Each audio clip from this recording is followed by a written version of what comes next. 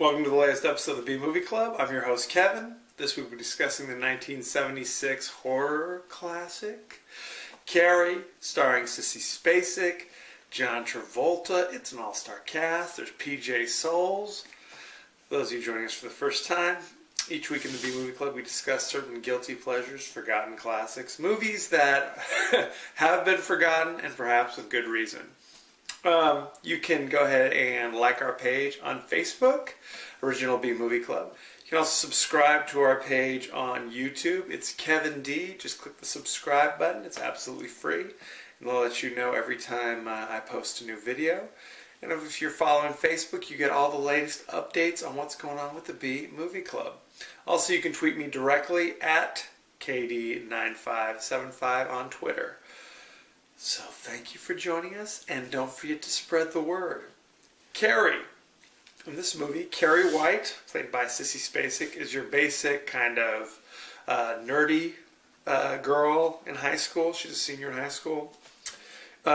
She is, from what we can understand, she comes from an ultra-religious, kind of crazy religious family. Her mom, single mother, is kind of a crazed religious person. Not to suggest that all religious people are crazy. Just this particular one is crazy.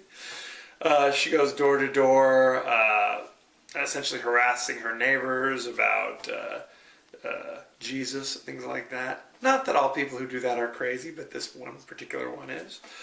Carrie is basically very quiet, doesn't say anything. She walks around with her head down and her hair kind of covering her face. She doesn't really speak. And at the beginning of the movie, there is a shower scene. It's like just after PE, evidently. And even though she's a senior in high school, it has just now occurred that she's gotten her first period. And because of her crazy religious upbringing, her mother never told her about this. Evidently, she never attended any health classes. So she didn't know what was going on. She has a flip out, a wingding in the shower. And the very sympathetic and understanding classmates proceed to start throwing maxi pads and tampons at her. Yeah, good stuff. While she's still like kind of quivering and screaming in the shower. The PE teacher has to run in and break it up. She doesn't know what's going on. So there you have it. Now, because all the girls threw a wingding and essentially abused poor Carrie, the PE teacher, who has kind of a soft spot for Carrie, she's like, I want to protect Carrie. Mrs. Collins is her name. She's like, I wanted to take away prom and do all this other stuff, but I can't do that. So instead, you guys get 5 days of after-school detention with me where I'm going to run you ragged, essentially. I'm going to have you doing, touch your toes and jumping jacks for 50 minutes for the next 5 days. And anybody who chooses not to attend, then you do miss the prom, which is just coming up, evidently. So one kid takes a defiant stand. Chris Hargensen, played by Nancy Allen. She says, I'm not doing it, whatever. You've gone too far this time, Miss Collins. So Miss Collins smacks her a few times, which, I don't know, this is the 70s, maybe that's acceptable, and sends her on her way. So now she's not going to the prom anymore. About this time, Carrie also starts to notice that there's like things going on. When she wants to and gives something like her crazy Carrie look, things move. So she can move things with her mind when she gives them the crazy Carrie look. So that's going on as well. So this is now another indication the mom's like, oh, I see. Now that you've gotten your period, now you've gotten these powers. Clearly the devil's inside of you.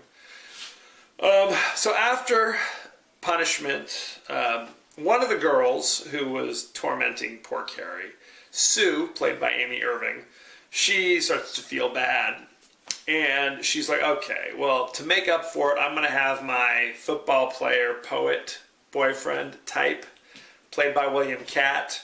Tommy, I'm going to have my boyfriend ask out Carrie, take her to the prom, and she'll have a great time, and then I'll feel better about myself, something like that. Now, cut back to Chris, played by, again, Nancy Allen, the mean girl who wouldn't go to PE, is now hanging out with her boyfriend, Johnny, played by Johnny Travolta. There you go. Fresh off his Welcome Back, Kotter fame. So they're kind of a wacky, abusive, bizarre couple where they drink all the time and insult each other and then make out. Eventually we discover Chris is like, oh, well, I hate Carrie. For what I'm so mad at Carrie, evidently, because now I can't go to prom, I'm going to take it out on Carrie. So her and John Travolta come up with a crazy plot, which we don't know the full extent of it.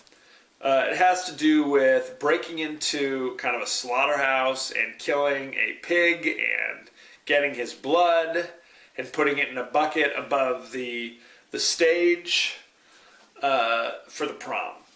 Okay, this is a very elaborate thing that they've got going on here. So basically, make a long story short, the whole plan is to get Tommy and Carrie up on the stage. Okay? In fact, Chris has fixed it so that no matter how people vote, Tommy and Carrie will win. They'll be up there. She'll be up there with her flowers and her tiara and all that good stuff. And then they'll pull the blood and it'll splash down on Carrie.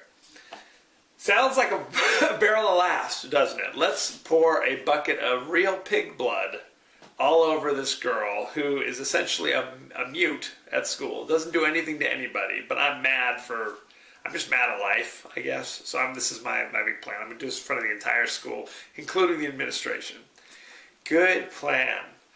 The bucket also falls off, hits poor Tommy on the head, so he's dead or unconscious or something bad has happened. About this time, they cut to the audience, and they're all horrified and mortified. Except for, like, crusty old PJ Souls, who's still wearing her red baseball cap to the formal dinner and formal dance. Laughing, throwing elbows. Now, Carrie basically has tunnel vision, and now in her crazy mind looks out in the crowd and sees that everybody's laughing at her, which isn't the case. Sees Tommy is dead on the floor. So she goes into like a crazy fugue state like this, where she starts looking at everything, slams the door shut, knocks out the lights except for an eerie red light that's still there, turns the fire hose on people, people are getting electrocuted, just things happen, and then the fire bursts out. Carrie walks out the burning building, everybody else is trapped in there to perish. So there you have it. She goes home. She takes care of her crazy religious mother who tries to stab her for being the devil, which she may be right. I don't know. They all die. Only one left from the entire class is Amy Irving, because earlier Chris and Johnny see Carrie wandering down the street, dipped in blood, looking like a zombie. And they try to run her down, and she gives them the look, and their car flips over and explodes. So that's the end of them as well. So there you have it. And that is Carrie. I hesitate to call this a horror movie, because really only about 20 minutes of it are kind of scary, or kind of scary-ish. The rest of it is basically like a really dated episode of My So-Called Life. I mean, you've got the nerdy girl being kind of picked on throughout the entire movie. Then you have the nice couple kind of, oh, we should do something nice for her, so there's that kind of subplot. Then there's the mean kids being mean. Again, for the first hour and 10 minutes, it's pretty, it's Degrassi Junior High, if you know what I'm talking about. It's basically what's going on. It isn't until they get to the prom that things really go bad. So there you have it. It's funny, the teacher who played Miss Collins, her name is Betty Buckley, she was actually 28 when she did this movie, and which made her only a couple years older than the girls in her class, who were all supposed to be 18. They were all like 26, 24, 24. Amy Irving was 24, Nancy Allen was 26, PJ Souls about 24. So there you have it. I don't know if that's good or bad when you're like only a couple years older, but you look like you're 15 years older. Can't explain it. Can't explain it. Okay, the cast. Sissy Spacek had done a few things, and she actually wasn't considered for this role. Originally, Amy Irving was going to play the role of Carrie. Amy Irving, who actually went on to marry Steven Spielberg for a short time there. She was Mrs. Steven Spielberg. She was going to play Carrie until Sissy Spacek came in. And Sissy Spacek is a method actor. She rubbed Vaseline in her hair. She didn't wash her face, came in dirty clothes, and her performance was so great they cast her on the spot. Still liked Amy Irving, so they moved her on over to the lesser role, the Sue Snell role. I keep calling her Snoo. That's not good. This movie was directed by Brian De Palma, who had just done, or I have just done, Dressed to Kill, which came out about 6 years later. Also starring Nancy Allen, playing the role of Chris, the evil bully Chris. He actually wound up marrying Nancy Allen a couple years after seeing her in this. It's funny I said Spielberg married Amy Irving from this role. De Palma and Spielberg were kind of buddies, and he actually called up Spielberg and said, "Hey, get down here. There's a bunch of hot chicks in the cast." So Spielberg came down and literally asked out everybody, and the only one who said yes was Amy Irving. There you go. P.J. Souls, a 70s favorite. Obviously, she was also in Halloween. I think I said this before, she was actually married to Dennis Quaid at this time. See, it's a very small circle. Sissy Spacek was married to the art director of this movie, a guy named Jack Fisk, and he was the one who kind of pushed her into auditioning for this and ultimately getting the role. So there you go. William Catt, who plays Tommy. Most famously, you know him from Greatest American Hero, right? He's the believe it or not, yeah, that's the guy. He had the most ridiculous kind of curly afro thing going on here. Amy Irving and him actually had the same hairstyle if you go watch this movie. It's this crazy curly thing. It was the 70s. What are you going to do? John Travolta, like I said, is also in this. He was in, like I said, Welcome Back, Kotter, and later went on to do Grease and other things like that, Saturday Night Fever. So it's an all-star cast. A lot of soon-to-be stars. This movie did very well. It was considered one of the best movies of that year. It was actually nominated for 2 Academy Awards, one for Best Actress for Sissy Spacek, one for Best Supporting Actress for Piper Laurie, who plays her crazy, psychopathic, religious mother. So there you go. This was actually Stephen King's first published book, and it was his first book to be turned into a movie. So there you go. I've read the book. The book is great. Also, I don't know how scary it's supposed to be. I mean, it deals with this kind of telekinesis thing, and obviously there's the big kind of blow up at the end. But for most of it, it's just kind of dealing with her, Carrie White's struggles of being kind of this loner girl with having a crazy upbringing. It was evidently based upon 2 girls that Stephen King knew growing up who had to deal both with this kind of thing in their lives. So there you have it. It's funny, Sissy Spacek is such a method actor that she basically had her dressing room done up separate from the girls to kind of increase that sense of isolation, filled with like religious iconography, one of those, including like illustrated Bibles that she would look at and kind of take some of her inspiration from, kind of the way she walked or carried herself. In the scene where she's dipped in blood, it actually took several days to film that, but because she wanted to stay in character and really kind of keep it, she actually slept in her bloody clothes for 3 days. That's serious. That's not playing around, okay? And a spoiler alert, in the final scene where Carrie's hand comes up and grabs Sue's hand, Sissy Spacek insisted that it be her hand in that scene, even though you don't see the rest of her. Brian De Palma was like, "Are you nuts? I can just get a stuntman. He can do it. Doesn't really matter." And Sissy insisted. So Brian De Palma was like, "Look, if you're going to do this, then he basically said, go ahead, your husband's going to be the one to bury you because I'm not going to bury you to do this." So she was like in a box under the ground, ready to stick her hand up. That's serious business. Other people that were considered for this role, Farrah Fawcett, of all people. Carrie Fisher was up for it at one point. There was a bunch of people. The line was around the corner. Everybody was lining up to be Carrie. And it's funny, some of the actors didn't know how scary or how horrific this movie was supposed to be.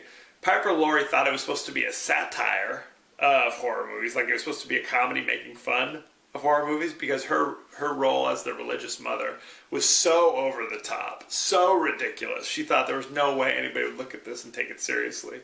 Nancy Allen, who plays Chris, same type of situation. She had no idea how evil her character was supposed to be until she actually saw the movie. She was in the roles, but she thought they were just comic relief because, again, their interactions, her and John Travolta's interactions were so ridiculous and so over the top that she couldn't fathom that they were the villains of the story. So there you have it.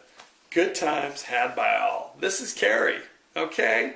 It currently has a 91% fresh on Rotten Tomatoes, so you know it's good. It is still streaming instantly on Netflix, so rush out and see it if you haven't.